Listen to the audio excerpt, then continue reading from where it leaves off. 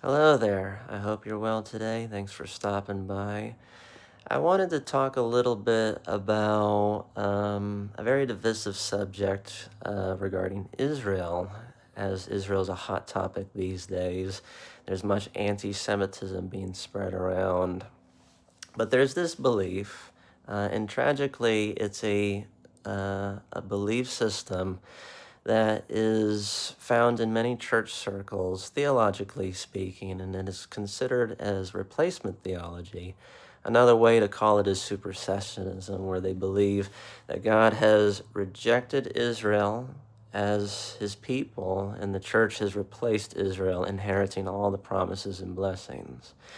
Now, there are blessings, of course, from the Abrahamic covenant that the church takes part in, but the church and Israel are both God's people, and the gifts and calling of God are irrevocable, Paul tells us in Romans chapter 11. I wanted to read from the prophet Jeremiah. This is coming from chapter 31, verses 35 through 36. Thus saith the Lord, which giveth the sun for a light by day, and the ordinances of the moon and of the stars for a light by night, which divideth the sea when the waves thereof roar. The Lord of hosts is his name. If those ordinances depart from before me, saith the Lord, then the seed of Israel also shall cease from being a nation before me forever.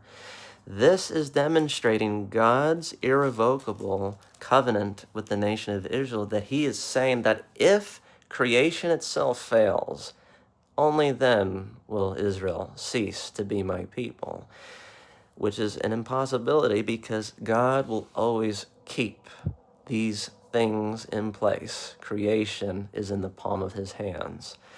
And Paul, he speaks in Romans chapter 11, verses 1 through 2. He says, I say then, hath God cast away his people? God forbid. For I also am an Israelite, of the seed of Abraham, of the tribe of Benjamin. God hath not cast away his people, which he foreknew.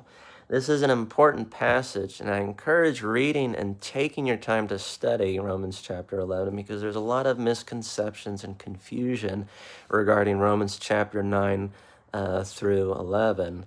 And there's a lot of talk about the nation of Israel, what role they play in God's redemptive program, as well as the church and how they're involved. And that the fact that the church does not replace Israel, but they've been grafted in along with God's family with Israel.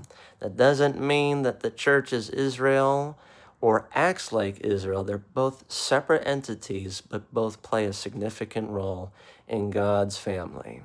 God bless.